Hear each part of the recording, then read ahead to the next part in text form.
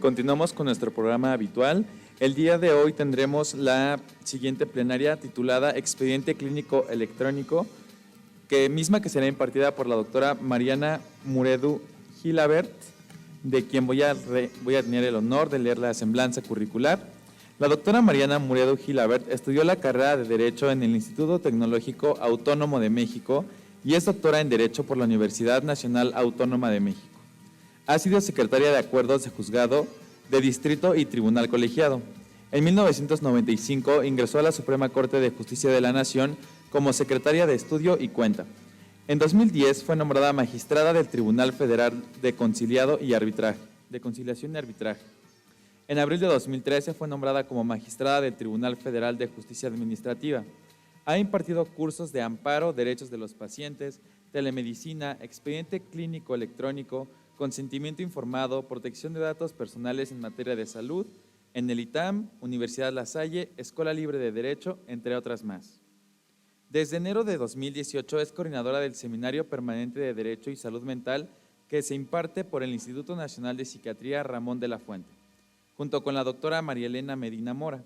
Es directora de la colección Derecho y Salud dentro de la editorial Tirán Lo Blanche. Ha sido profesora de la especialidad de Derecho Sanitario impartido por la Unidad de Posgrado de la UNAM.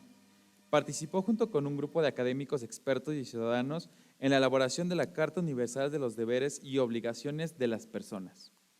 Ha participado en diversas publicaciones como coautora, tales como Salud Mental Forense, El Nuevo Juicio de Amparo, La Constitución Política de los Estados Unidos Mexicanos comentada y Derecho Tributario y Derechos Humanos, entre otras más, publicadas por Tirán Lo Blanche. Asimismo, es autora del libro Regulación Jurídica del Expediente Clínico Electrónico, publicado igualmente por Tirán Lo Blanche, obra con la que obtuvo el grado de doctora en Derecho.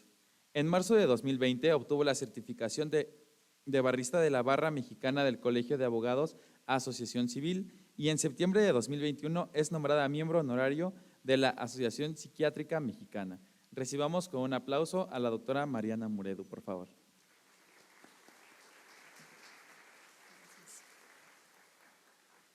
Muchas gracias a todos, buenas tardes. Primero que nada, pues quiero agradecer la invitación a participar en el segundo Congreso Internacional de Ética y Bioética de Susana Vidal por parte de la doctora Jennifer Hincapié. Para mí es un honor de verdad estar hoy con ustedes aquí, muchas gracias. Bueno, me invitaron a hablar del expediente clínico electrónico, sin embargo no puedo hablar del expediente clínico electrónico si no hablo del expediente clínico como una primera fase o como un primer tema que tenemos que tocar. Originalmente todos ustedes saben que bueno, las tecnologías de la información nos han ido rebasando y por eso es que surgió el expediente clínico electrónico, pero originalmente todos eran expedientes clínicos tradicionales en papel. Todavía mucho es el expediente clínico tradicional el que se lleva en la mayoría de los lugares. Sin embargo, es importante hablar de los dos al mismo tiempo y es por eso que me voy a permitir ir hablando de manera conjunta de los dos. Voy a ver cómo funciona esto, espérenme tantito.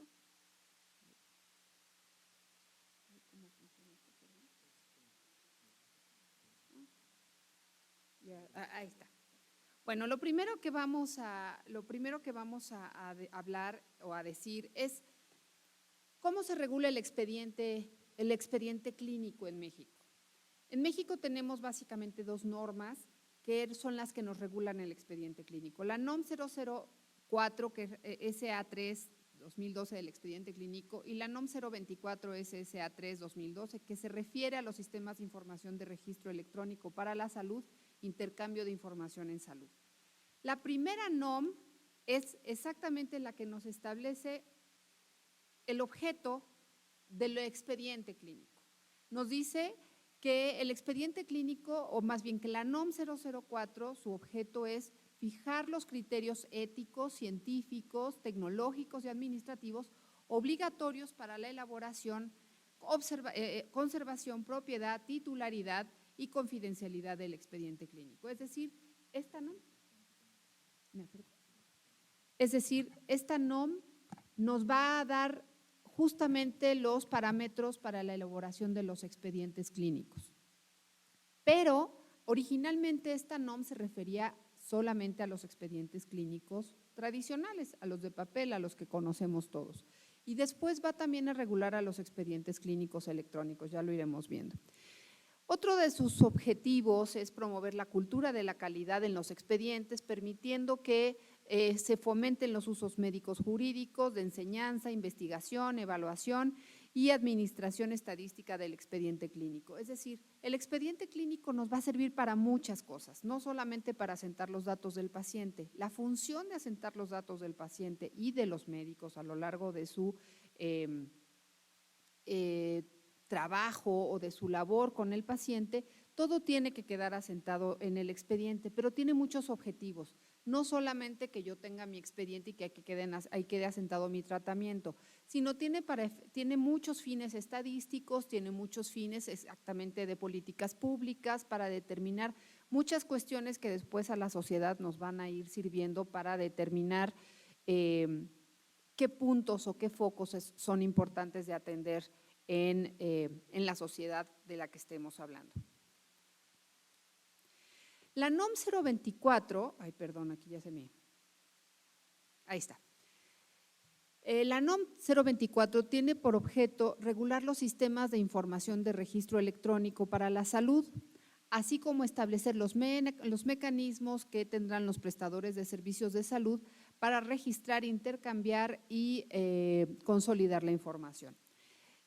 También tiende a establecer estándares de funcionamiento y seguridad de los sistemas de registro electrónico. Aquí me voy a detener un poquito a hablar de estos temas. En realidad, la NOM 024 no regula el expediente clínico electrónico en México. La NOM 024 lo que hace es establecer una serie de normas para los desarrolladores de expedientes clínicos electrónicos, que son un sistema, efectivamente un sistema de cómputo, que va a ayudar a los hospitales, a los médicos, a que asienten o a que lleven a cabo a que ingresen toda su información, no solamente respecto del paciente, sino también respecto de los análisis que se lleven a cabo, respecto de todo el tratamiento que se lleve respecto de un paciente, en fin. Pero es todo un sistema, no es solamente no es la digitalización de la información del paciente. Esto es bien importante. ¿Por qué digo que la NOM 024 no es la NOM relativa al expediente clínico electrónico? Precisamente porque se refiere no solamente a cuestiones, digamos, terapéuticas del paciente, sino que también maneja muchas otras cuestiones como son precisamente la administración y una serie de cosas que tienen que ver con el centro de salud, no solamente el paciente. Y no se refiere tampoco a cómo se tiene que utilizar este expediente clínico electrónico, sino que más bien establece las reglas para la construcción de este sistema electrónico, cosa que no es muy útil a los médicos ni a los pacientes tampoco, es simplemente para los desarrolladores. ¿Qué problema hemos encontrado o qué problema encontramos en México con el tema del expediente clínico? Y cuando hablo de expediente clínico, por favor, ayúdenme ustedes también a en su cabeza de pronto decir, es el problema que se presenta con la falta de precisión en relación al expediente clínico electrónico, al expediente clínico tradicional en México. En México hay muchos expedientes clínicos electrónicos. Hay expedientes clínicos electrónicos en el IMSS, en los hospitales privados, en el ISSSTE, en Pemex, en CEMAR, en todas las instituciones que llevan algún tema de salud, hay un expediente clínico. ¿Cuál es el electrónico? ¿Cuál es el problema que nos encontramos aquí? El primer problema que nos encontramos es el lenguaje que hablan, la interoperabilidad que hay entre ellos. El problema es que a pesar de que existen estos estándares de comunicación establecidos en la NOM 024, la realidad es que no siempre se cumplen y no existe una verdadera, digamos, sanción, si es que así la queremos llamar, para efectos de determinar qué expediente clínico o qué sistema de expediente clínico se utiliza y qué expediente clínico y qué sistema no se utiliza. Es decir, que si yo no cumplo con los requisitos de interoperabilidad, intercomunicación, seguridad, no significa que van a impedir que yo utilice ese sistema, simplemente que no me van a dar una certificación, digamos como una estrellita, pero el hospital al que yo le presto el servicio, al que yo le rento el expediente clínico o el que utiliza o desarrolló ese expediente clínico electrónico, lo puede seguir utilizando de cualquier manera. Esto evidentemente genera muchos problemas, por ejemplo, la vulnerabilidad de la información. Si no se cumple con los estándares de seguridad que establece la NOM, pues puede haber muchas fugas o mucha posibilidad de hackeo de la información. Ese es el terror que le tenemos todos al expediente clínico electrónico. Y el problema es que tampoco podemos minimizar ese miedo. Acabamos de ver ejemplos terribles en México con el hackeo a la Sedena. Entonces, si pueden hackear el sistema de la Sedena, pues pensemos en cualquier caso de un hospital o de un consultorio. Nos podemos poner a temblar porque ¿qué pasa con nuestros datos? Entonces, esto es uno de los temas que tenemos enfrente como un obstáculo para la, digamos, la adopción plena del expediente clínico electrónico. ¿Cuál es la obligatoriedad de llevar un expediente? La obligatoriedad deriva de nuestra Ley General de Salud en México y de la Ley de Infraestructura y de la Calidad. El problema que existe en la Ley General de Salud en México específicamente, y ofrezco una disculpa para las personas que no son de este país, pero bueno, pues les quiero dibujar el panorama que hay, es que nuestra Ley General de Salud es hoy casi un Frankenstein. Todo lo que se nos ha ocurrido se lo hemos ido metiendo a la Ley General de Salud. Cualquier cosa que se nos ocurra que tiene que ver con salud, tiene que ir en la Ley General de Salud. Y esto ha hecho que sea una ley muy complicada, una ley que tenga demasiadas cosas y que efectivamente dentro de esas tantas cosas hay veces que faltan unas. El problema que existe en la Ley General de Salud respecto de la obligatoriedad de llevar el expediente clínico electrónico, perdón, el expediente clínico como genérico, olvídense si es electrónico o es tradicional, es justamente que curiosamente solamente establece la obligatoriedad para el sistema de seguridad pública, de salubridad pública. Esto es lo que hoy en día sería el INSABI. ¿Por qué lo pusieron así? Pues yo no sé si ellos pensaron que la única forma en que había de prestar el servicio de salud o el único que importaba era justamente esto, los servicios de seguridad en salud, pero no está previsto para el servicio de salud pública, ni el servicio de salud privado, ni el servicio de salud privado ni social. Entonces, bueno, es un problema que tenemos ahí. ¿De dónde viene la obligatoriedad específicamente? Bueno, viene de la NOM 004. En la NOM 004 específicamente se establece que tiene que ser obligatorio que cada médico, que cada consultorio, que cada clínica, que cada prestador de servicio de salud tiene que llevar un expediente clínico. Evidentemente no se refiere a expediente clínico electrónico, ni se refiere a un expediente clínico como quiera y como sean los recursos del prestador de servicio de salud. Esto es muy importante porque, pues afortunadamente nuestros médicos han considerado sí la importancia del expediente clínico en este sentido y todos lo llevan. Sin embargo, esto le quita fuerza y por eso a veces es muy complicado pensar que el expediente clínico en México cumple con los estándares de calidad que la propia NOM 004 le establece. Aquí hago un cuadro comparativo entre la diferencia de lo que es el expediente clínico tradicional y el expediente clínico electrónico y nos podemos dar cuenta que los dos a fin de cuentas se refieren al conjunto de información que se recaba a lo largo del tratamiento de un paciente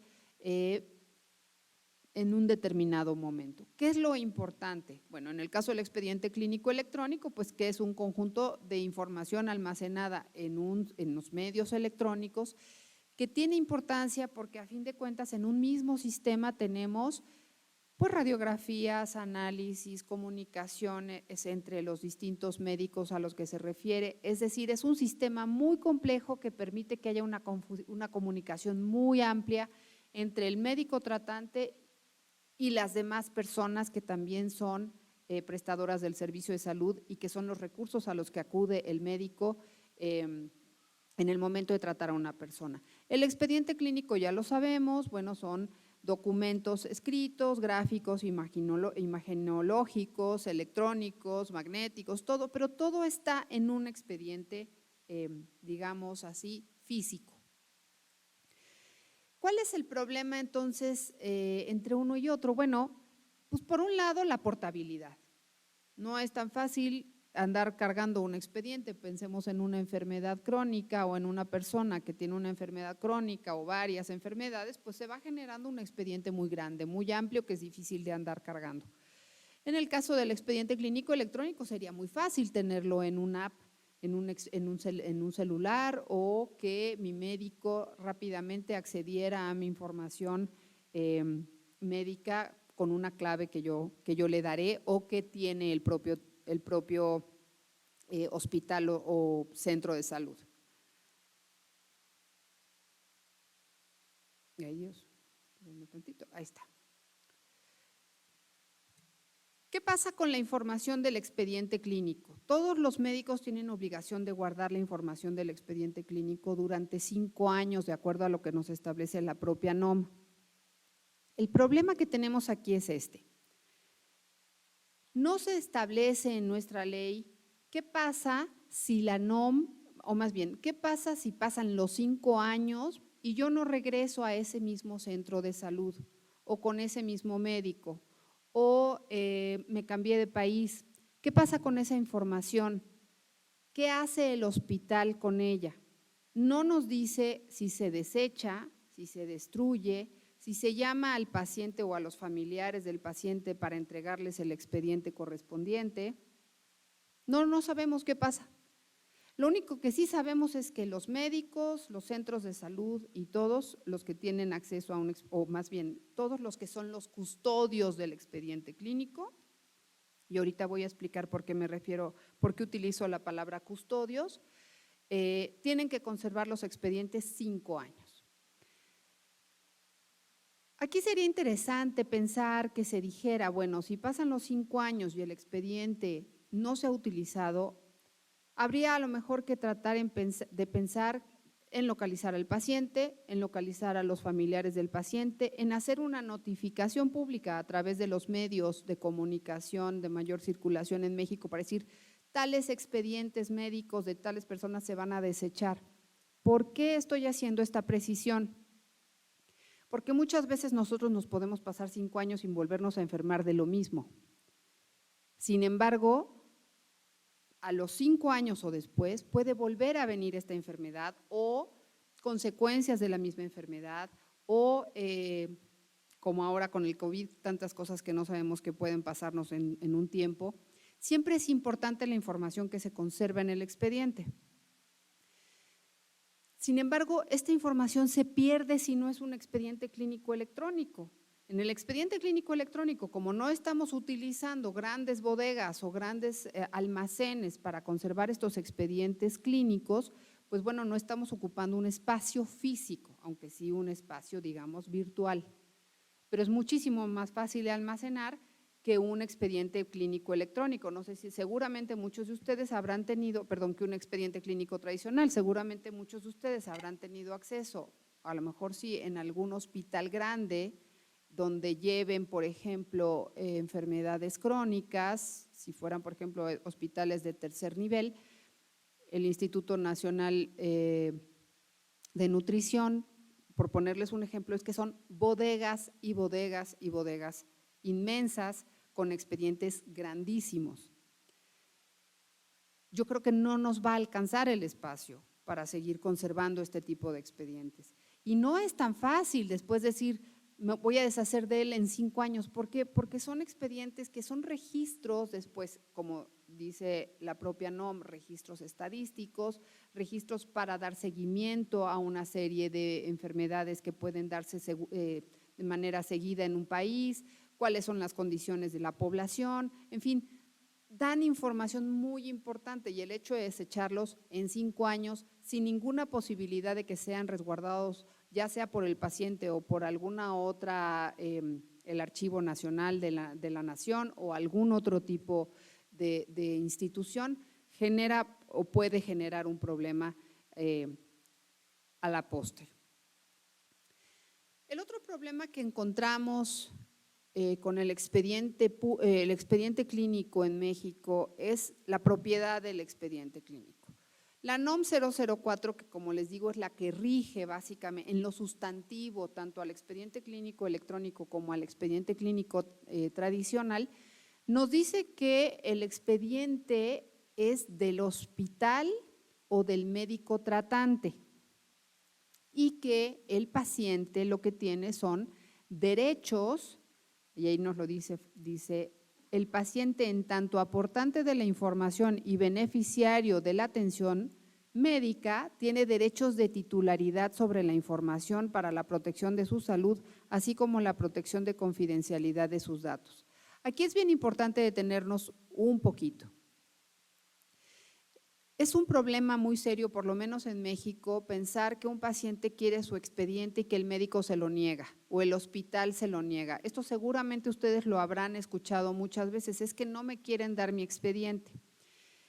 Como mayoritariamente tenemos expedientes tradicionales, es decir, expedientes en papel, ustedes pueden pensar, por ejemplo, que si van al otorrino tienen un expediente, que si van al ginecólogo tienen otro, que si van a…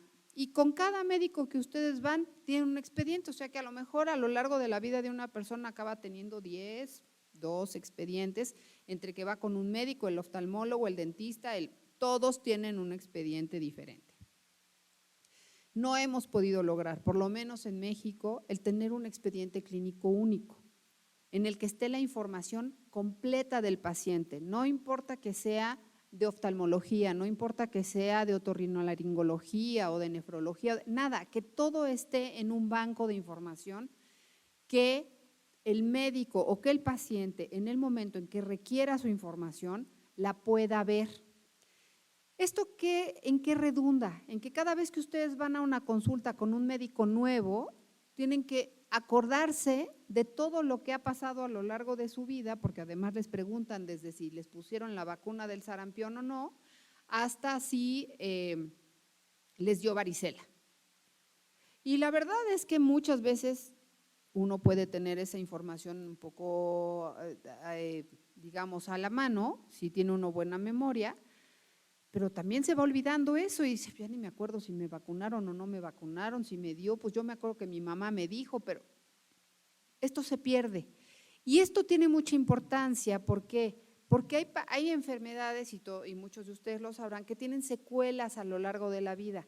Y obviamente si nosotros no tenemos esa información, lo que hacemos es tener que estar hablando con el médico para que el médico esté tratando de adivinar si esto es una secuela o es el caso cero de un evento que tuvimos o de una nueva enfermedad o es una consecuencia de algo anterior.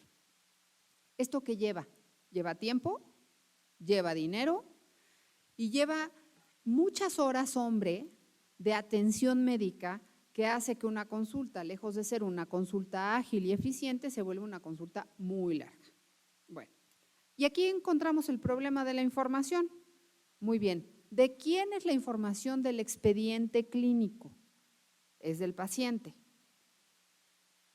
Eso es lo que a medio nos dice la NOM.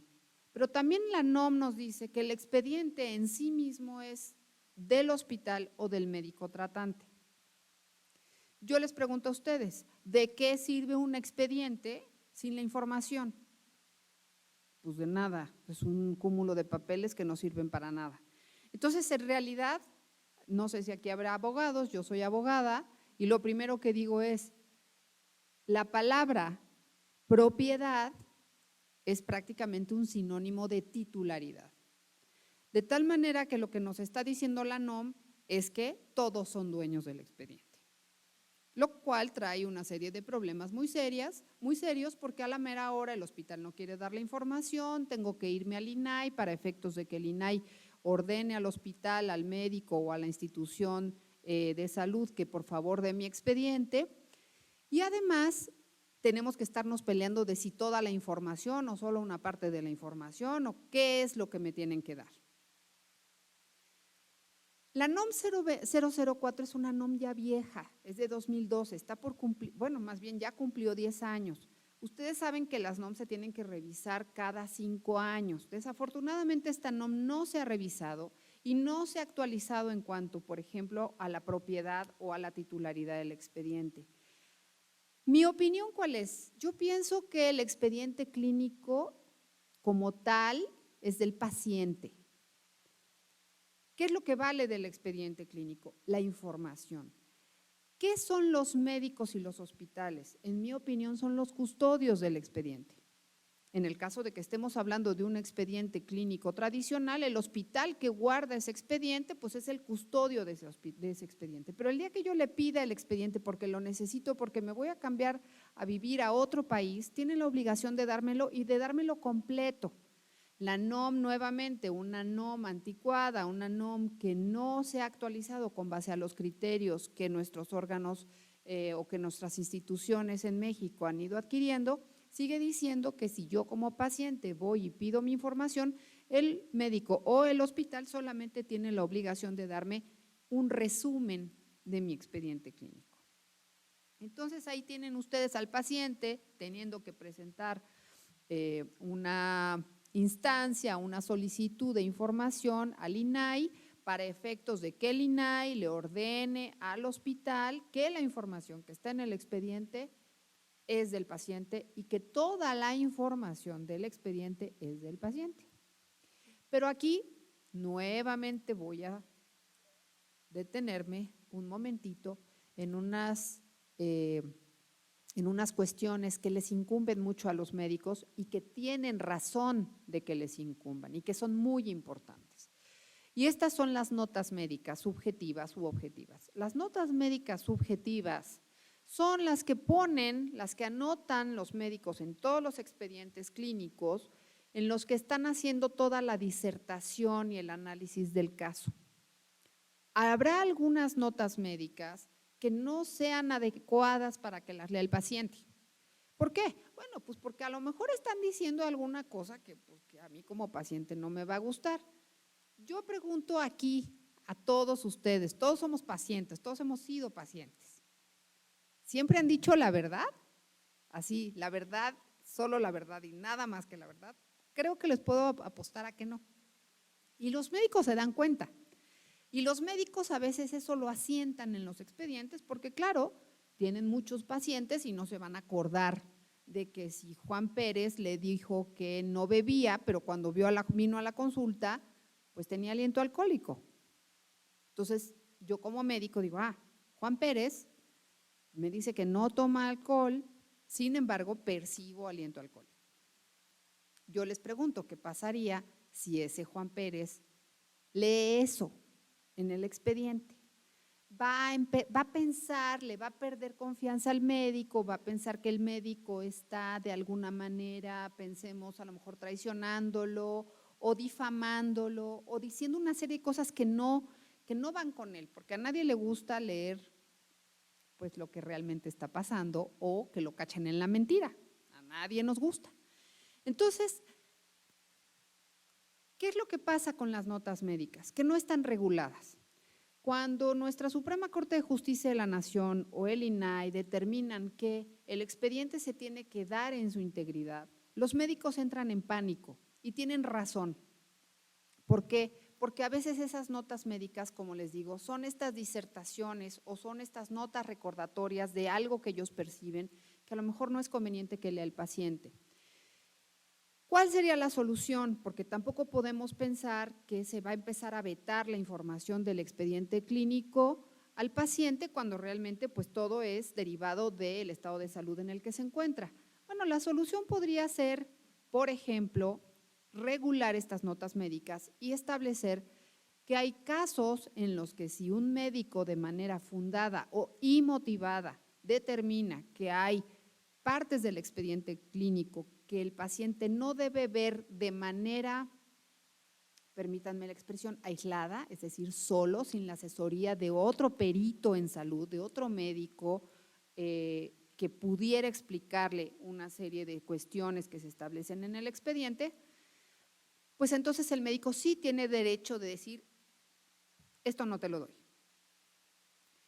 Esto, si un expediente nos lo solicita una autoridad administrativa o una autoridad judicial, es muy fácil de decir, a ver, señor juez, a ver, señor secretario o autoridad que me está pidiendo el expediente, necesito que para que el paciente conozca de esta información, por favor, esté otro perito, otro médico, a lo mejor de la misma especialidad, y que lea y que le interprete al paciente lo que se quiso decir en este caso. Creo que esto es importante porque entonces los médicos se sentirían más protegidos. Hoy en día, ¿qué es lo que ha ocurrido? Los médicos lo que hacen, y digo, y no crean que lo invento, sino pues que me lo han contado, es que efectivamente tienen su expediente clínico electrónico completamente aséptico, limpio, ortodoxo, cumpliendo con toda la normatividad que establece la NOM, y por otro, pues llevan un expediente alternativo en donde hacen sus notas, y esas no las entregan. Con lo cual se pierde todo digamos, todo el expertise del médico, toda esta parte tan interesante que es de la disertación del médico, de los pensamientos, de las hipótesis, de las situaciones que el propio médico piensa antes de llegar a un diagnóstico adecuado y a un tratamiento acertado. Esto para efectos de investigación es valiosísimo. ¿Por qué? Porque es aprovechar toda la experiencia de los médicos justamente para poder llegar a un diagnóstico adecuado o para poder descubrir situaciones de enfermedades determinadas o de situaciones concretas.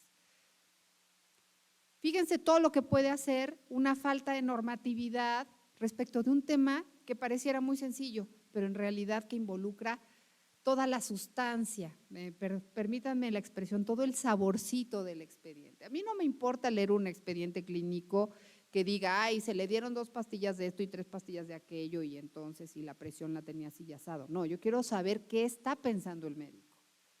Y eso lo anota en las notas médicas. Y esas, desafortunadamente, a veces los médicos obviamente no las quieren dar porque se pueden tergiversar, se pueden malinterpretar y esto puede dar lugar a un litigio en su contra. De una forma infundada, porque lo único que le está haciendo es justamente hacer un análisis del caso y hacerlo valer y más bien asentarlo en el expediente clínico en el que está tratando. Ay, aquí como que se me atoró. ¿Ahí está la cabina? Ahí está. Ok. La responsabilidad en la que incurren los médicos o todos los participantes o prestadores del servicio de salud por no llevar a cabo un expediente clínico adecuado o no integrarlo de forma adecuada, puede ser en materia civil, puede ser en materia penal o puede ser en materia administrativa, dependiendo de si el médico se desarrolla dentro de una institución pública o dentro de una institución privada. Esto tiene mucha relación justamente con el tema de las notas médicas, pero también tiene mucho que ver con la importancia que le tienen que dar los médicos a la realización, a la elaboración del expediente clínico electrónico. Y aquí siempre los médicos salen y me dicen, oiga, pero si yo tengo 15 minutos para atender a una persona y en el IMSS nos ponen una cuota mínima de quién sé cuántos médicos, de quién sé cuántos pacientes en un día, dígame a qué horas hago el expediente clínico electrónico, perdón, el expediente clínico. Y tienen razón. Sin embargo, yo siempre les digo, miren, esto es un tema más importante del que piensan. No es el clásico papeleo engorroso que tenemos que llenar para cubrir o para tener como nuestro cajón en orden. El expediente clínico es el principal testigo de la actuación del médico respecto de un paciente. Y por eso es tan importante, que esté bien elaborado.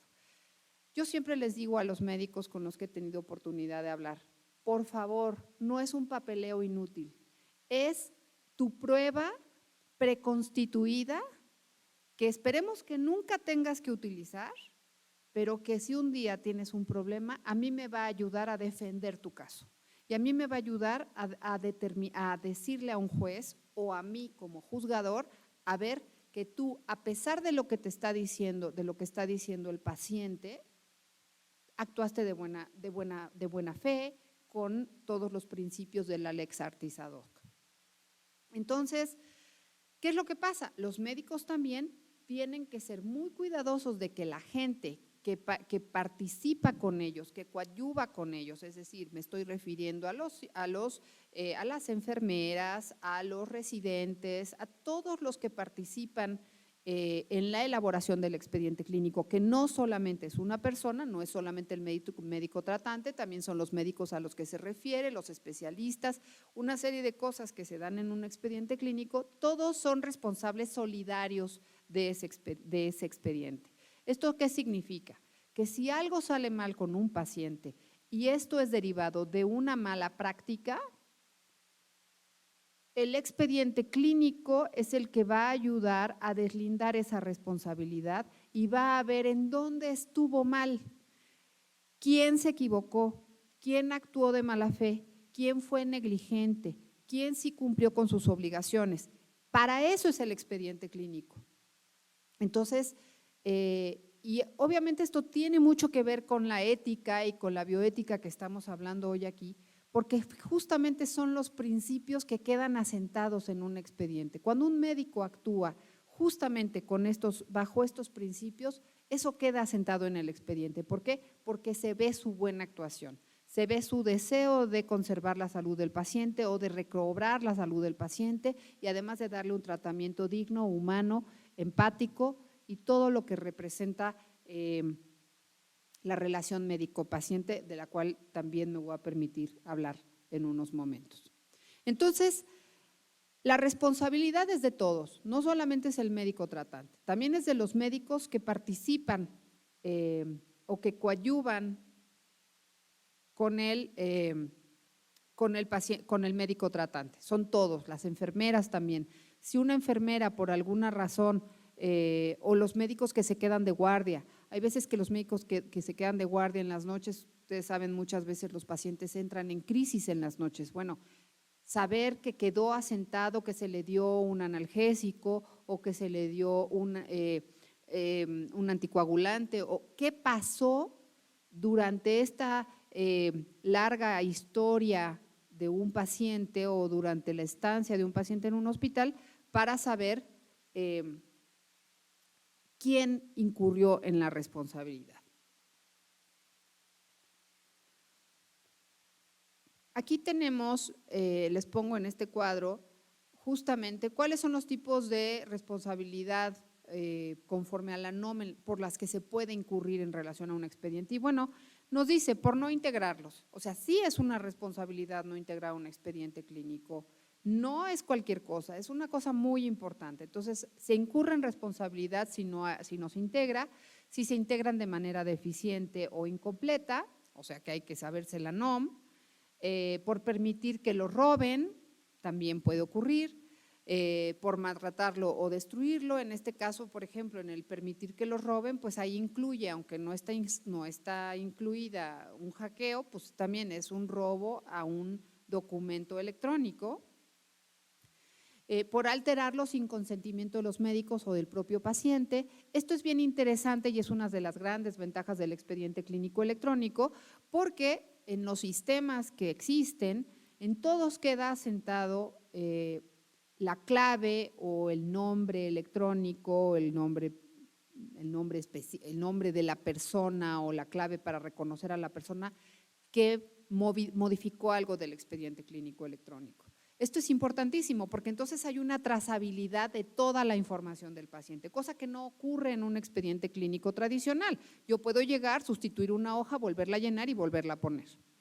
Entonces, creo que son de las ventajas que tiene el expediente clínico electrónico. Por no entregar el expediente clínico o cualquier información que sea solicitada al paciente, esto ya lo dijimos, pero eso es solamente cuando se solicita y cuando, si estamos hablando de todo el expediente clínico, cuando sea por requerimiento del INAI o de la Suprema Corte, y por entregar el expediente clínico a cualquier persona que no sea dueña o esté autorizada para recibirlo. ¿Cuál es mi conclusión? Me quedan unos minutitos y quiero tocar varios puntos. La primera conclusión es que mientras no tengamos en México, y aquí sí me voy a remitir exclusivamente al expediente clínico electrónico, mientras no tengamos en México un expediente clínico electrónico único que contenga toda nuestra información, es decir, que tuviéramos una especie de cédula de salud en vez de una credencial de lector que nos sirve para todo, que tuviéramos algo parecido, pero que fuera solamente respecto de nuestra información de salud desde el día que nacimos, es decir, qué resultado tuvo el frotis, cómo salió nuestro Apgar cuando nacimos, toda la información, va a ser muy difícil que podamos cubrir a toda la población en el servicio de salud. ¿Por qué? Porque son, a veces, ustedes lo saben, son colas y colas y colas para poder atender a los pacientes. ¿Por qué? Porque no se tiene la información, porque hay que irla a conseguir, porque a veces hay que volver a repetir la historia clínica 100 veces si es que el paciente o si es que se perdió la historia clínica que se tenía. Creo que tenemos que empezar a pensar que a través del expediente clínico electrónico podemos empezar a intercambiar la información entre las distintas instituciones de salud. Hay que hacer una normatividad robusta. Sí existe una normatividad, es buena la normatividad, pero se puede mejorar. Y hay que pensar de entrada en que, por ejemplo, las claves de seguridad para acceso a los expedientes clínicos electrónicos, pues tienen que ser una firma electrónica avanzada o una firma electrónica, no tiene que ser la del SAT, porque además luego los médicos también dicen, no, pero es que entonces el SAT me va a estar verificando y bla, bla, bla, y entonces empiezan los intereses por todos lados, total no avanzamos, estamos paralizados y la paralización nos está costando muy cara. No muy cara económicamente, que sí, carísima, pero muy cara en salud, muy cara en el bienestar de la gente. ¿Por qué? Porque muchas personas no están alcanzando a tener una prestación de servicio de salud adecuada y eficiente. Hoy nuestro presidente dijo en la mañana que para cuando terminara el sexenio íbamos a tener un sistema de salud como el de, me parece que dijo Noruega o uno de estos países. Ojalá, ojalá, yo le quiero creer porque me duele pensar que hay muchas personas que no tienen acceso a la salud ni siquiera básica ni de primer nivel. Está muy complicado, creo que lejos de invertir más recursos se han disminuido los recursos en salud y no veo cómo es que vamos a llegar a ese nivel de excelencia en la prestación del servicio de salud. Pero bueno, existe la voluntad, ojalá que no solamente nos quedemos en eso, en voluntad, sino que también se pongan los medios y los remedios para que llegue a toda la gente este tema. ¿Cuál es mi conclusión, mi segunda conclusión? En el caso de los médicos, el expediente clínico, como les dije, es la prueba por excelencia. Hay testigos, hay otras cosas, pero el expediente clínico es el que establece lo que establece, ahí pasa ahí se asienta lo que realmente pasó. ¿Cuándo empieza el problema entre un médico y un paciente? ¿Cuándo empiezan las demandas? Cuando el paciente le pierde la confianza al médico. ¿Cuándo se pierde la confianza? Cuando no hay diálogo, cuando no hay empatía, cuando los médicos piensan por un lado que jamás en la vida se equivocan, y sí se equivocan a veces, y cuando no se tiene la sensibilidad de acercarse al paciente y decirle, lo lamento, me equivoqué. Creo que una de las principales cosas que se tienen que reflejar en el expediente clínico es justamente esta empatía ante el paciente. Aunque en el expediente clínico no se ponen sentimientos, ni se ponen emociones, sí se ponen cosas que muestran que el médico está siendo empático con el paciente. Y yo creo que la empatía es la principal o debe ser una de las principales cualidades de los médicos. Los pacientes nos ponemos en manos de los médicos pensando que ellos nos van a resolver el problema que tenemos. Sin embargo, también sabemos que los médicos a lo mejor, por más que hagan, no van a poder recobrar nuestra salud o no nos van a poder salvarnos de una situación terrible o dolorosa. Entonces, ¿cuál es mi recomendación siempre cuando les digo que haya una buena comunicación, que haya empatía, que haya una posibilidad inclusive de decirle al paciente, me equivoqué? Lo que yo le dije que iba a pasar, no pasó porque el material que utilicé no fue el correcto, porque hice mal mis cálculos, porque se vale, no son Dios, son personas que están llevando a cabo una actividad y que es una actividad muy difícil. Un día unos alumnos se me echaron así, bueno, casi me matan, porque les dije, oigan, la medicina no es una ciencia exacta. Y bueno, hagan de cuenta que les dije que los iba yo a matar en ese instante, pero no es una ciencia exacta. ¿Cómo va a ser una ciencia exacta si cada cuerpo reacciona de manera distinta ante un mismo tratamiento o ante una misma medicina? Bueno, eran alumnos, estaban empezando la carrera y siento que se sentían muy poderosos por estar estudiando medicina, pero no es una ciencia exacta. La ciencia exacta son las matemáticas, y la medicina no lo es, como tampoco lo es el derecho. Entonces yo creo que hay que ser un poco humildes y utilizar el expediente clínico como eso, como una herramienta de defensa y como una herramienta de prueba para poder demostrar en su momento que la actuación que tuve con un determinado paciente fue la correcta. Yo con esto quisiera terminar y darles las gracias a todos por su atención y pues quedo a sus órdenes para cualquier duda o aclaración. Muchísimas gracias, doctora. Tenemos algunas preguntas por parte de la plataforma. Hay una pregunta que se lee de la siguiente manera. El resguardo del expediente clínico con los datos personales secretos que no pueden ser divulgados sin el permiso del enfermo, ¿esto cómo se regula la protección de los datos personales? Es muy buena pregunta, muchísimas gracias. No hay una disposición específica respecto de los datos en salud. La realidad es que los datos de salud se consideran como datos sensibles de conformidad con la Ley Federal de Protección de Datos Personales y con la Ley de Protección de Datos en posesión de sujetos obligados y de particulares. Entonces, la regulación que rige a la información que está en los expedientes clínicos es exactamente la misma que rige, por ejemplo, para los expedientes judiciales. Es decir, no se pueden dar a conocer estos expedientes a cualquier persona, a menos de que sea solicitud o por autorización del paciente, del tutor, del que ejerza la patria potestad o de la persona autorizada por el propio paciente. Entonces, esa es la primera regla, o sea, no se puede dar esa información si no es solicitada exactamente por la persona autorizada. ¿Cuándo no se da esta situación? Cuando la información la solicita una autoridad judicial o una autoridad administrativa, que es una excepción, porque entonces en ese caso se entiende que es por una cuestión de orden público, para resolver una cuestión que va más allá de los intereses del particular. Y otro tema importante es que hay una excepción justamente para la privacidad de la información de los pacientes, y es cuando puede verse involucrada un tema de seguridad nacional o de algún tipo de pandemia o de salud pública. También en ese caso la información pierde esta característica de información confidencial o sensible y entonces puede ser utilizada para esos efectos. Okay. Muchísimas gracias, doctora. ¿Alguien tiene alguna duda por parte del público aquí presente?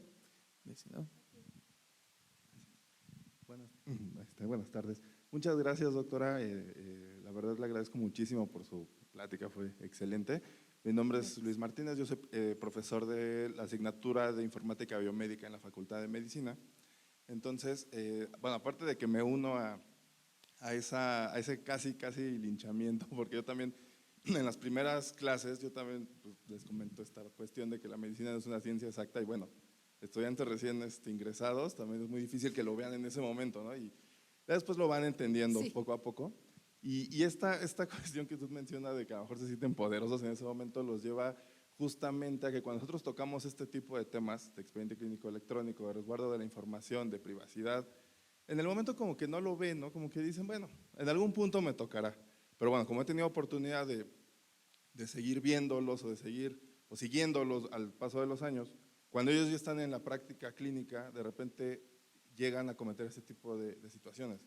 Ahorita, y usted lo mencionó al principio, con el aumento que han tenido, con el poder que han tenido las TICs, las tecnologías de información y comunicación, para ellos es muy fácil que de repente quieran solicitar un consejo a otro colega y entonces, ¿qué dicen? Le tomo fotos al expediente, te las mando y entonces no seas malito, ayúdame, dame tu opinión o a los resultados del laboratorio.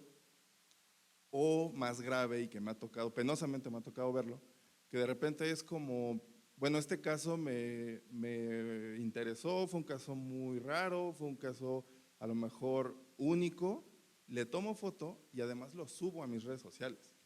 Y muchas veces es otro dilema porque entonces lo estoy compartiendo porque de verdad quiero que las personas que me sigan lo vean y lo conozcan, o realmente lo estoy haciendo porque quiero los likes y porque quiero que vean el tipo de pacientes a los que estoy viendo. Pero ¿qué pasa? Que lo suben sin ningún tipo de restricción, que incluso me ha tocado ver que se ve el nombre del paciente, se ve la institución, se ve, bueno, hasta la cama del paciente, se ven las notas, pues a veces también suben las notas.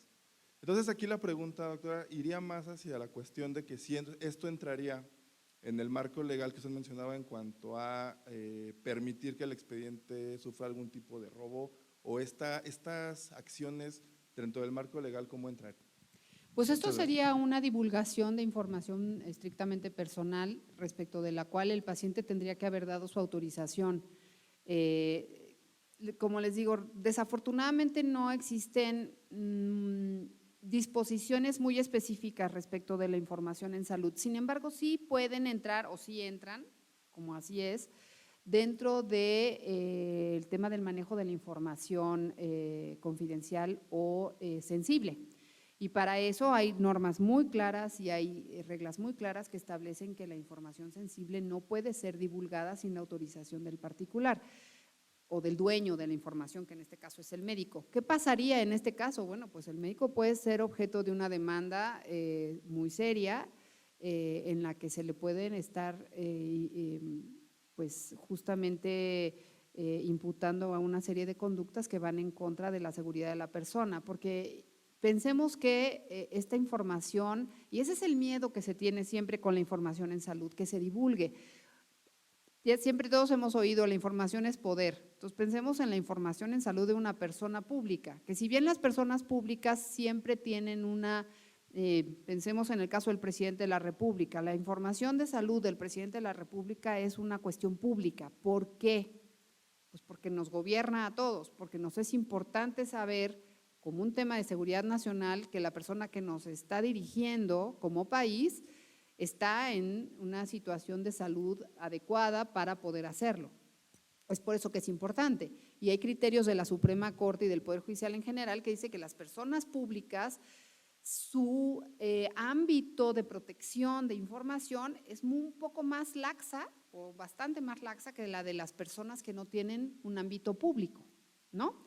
Y esto es precisamente ¿por qué? Porque realizan funciones o realizamos funciones que es importante que la gente sepa que estamos en una condición de salud adecuada. No tienen que saber, a ver, permítanme la expresión, no tienen que saber pelos y señales, pero sí tienen que saber que está en una situación adecuada, que su cabeza funciona, que su corazón funciona, que, en fin, una serie de cosas básicas que son importantes saber para efectos que una persona está actuando de manera adecuada. Pero si esta información se sube, y esto es un problema muy serio, por ejemplo en el Twitter, yo también he visto que a veces ponen un paciente tal y tal y tal, y digo, bueno, ¿y le habrán dado autorización para poner? Yo como paciente, si veo por alguna situación, reconozco que yo soy, pues yo sí le ando metiendo a una demanda a un médico por eso. Entonces es que el problema es este divorcio que a veces piensan los médicos que hay con el derecho y que piensan que el derecho es algo que no les sirve y que no van a utilizar nunca más que cuando tengan una demanda. Es que el problema es que tienen que saber que ese derecho los protege siempre y cuando ellos se dejen proteger. y ellos siempre y cuando también cumplan o respeten una serie de normas que están para protegerlos y justamente para permitir que realicen su actividad de una forma adecuada. Entonces, pues sí, eso sería objeto de una demanda y y a lo mejor una sanción muy grave para el propio médico. Muchísimas gracias, doctora.